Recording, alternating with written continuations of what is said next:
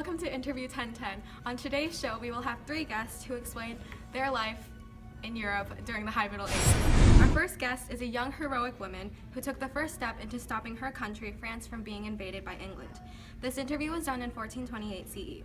Everyone, join me into giving a warm welcome to Joan of Arc. Hi, nice to meet you. Hi, what's your name? Irene. My name is Joan of Arc. Great, nice having you.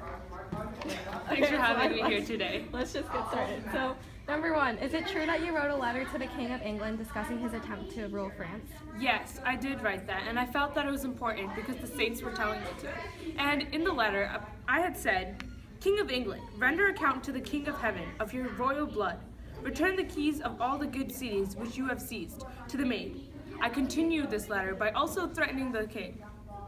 I remember writing, I say to you in God's name, go home to your own country. If you do not do so, beware of the maid and of the damages you will suffer. Throughout my letter, I said a lot of if you do so, if you do not do so. And even though I am a woman, I felt that it was important to talk and feel as a man. And I felt that this letter was my duty. Wow, that's quite inspiring. I can see how your actions helped Europe develop a sense of gender equality. Your ability as a female to rise up and speak out your own opinion is quite remarkable. Question number 2. Do you feel as though you contributed to building up a sense of nationalism?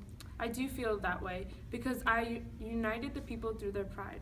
And in my letter to King Edward, I had stated, it is Charles, the rightful heir, to whom God has given France, who will shortly enter Paris in a grand company. I believe that these powerful words allowed for the French people to have the urge to defend their country. Overall, I think that this step into resistance allowed for the people to follow through, as they were less scared. So the letter helped create the importance of unifying the people through the concept of nationalism, which is very important. That was wonderful. Thank you so much for coming and good luck. Thank you. What an incredible story. Through that interview, we have learned that the 100 Years' War created a social impact. People began to gain a sense of nationalism because they had pride for their country. Even more, Joan's heroism struck female power as she had the ability to speak out for her own opinion. Our next guest is an English cardinal who wrote the Magna Carta in 1215. Ladies and gentlemen, welcome Stephen Langton. Question number 1, what was your opinion on the rights of common people? I believe that the power should be given to the common people because it will create a sustainable economy and limit the power of the king. In the Magna Carta, I wrote, wherefore it is our will, and we firmly enjoin that the English church before, and that in our men in our kingdom, have and hold all that aforesaid liberties, rights and concessions, well and peacefully, freely and quietly, fully and wholly, for themselves and their hearers of us and our hearers, in all respect, in all places, for ever, as if aforesaid. I felt as the common people should have the right to say, instead of everything going under the hands of the king. Also, the parliament, which is made up of a House of Lords and of a House of Commons, protected the rights of all people and allowed common people to participate in government. So this politically changed Europe since feudalism was further diminished. Question number 2, how do you think the Magna Carta helped Europe? King John signed the Magna Carta. It strengthened common law. King John was unable to disobey the law and needed for a government increase, so economy became efficient through laws that helped the country. In the Magna Carta, I wrote, a free man shall not be amerced for a slight offense, except in accordance with the degree of the offense.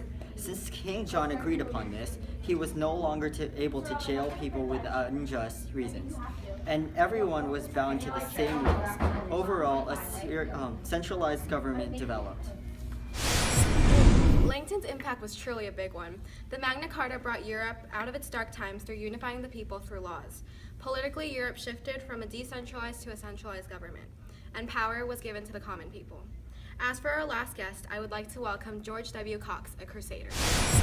What do you think was the key factor that allowed for the will to fight in the Crusades? I believe that the key factor that allowed for me and many other soldiers to keep fighting in the Crusades was the amount of motivation.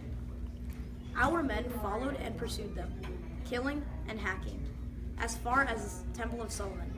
And there was a slaughter that our men were up to their ankles in the enemy's blood. This sense of slaughter could have only been possible with the increased amount of motivation that filled us as we fought. This motivation was only caused by the loyalty/nationalism that we had towards the people that were at home. We wanted to capture the city for our religion as a whole. How do you think the Crusades helped developing trade?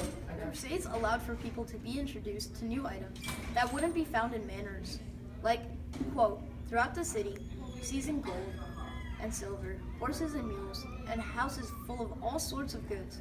Afterwards, our men went rejoicing and weeping for joy to adore the sepulchre of our Savior Jesus, and there discharged their debt to him. End quote. The Crusaders were very joyful from this because not only were we finding new things, we were also paving a path for trade that could also be beneficial to many others.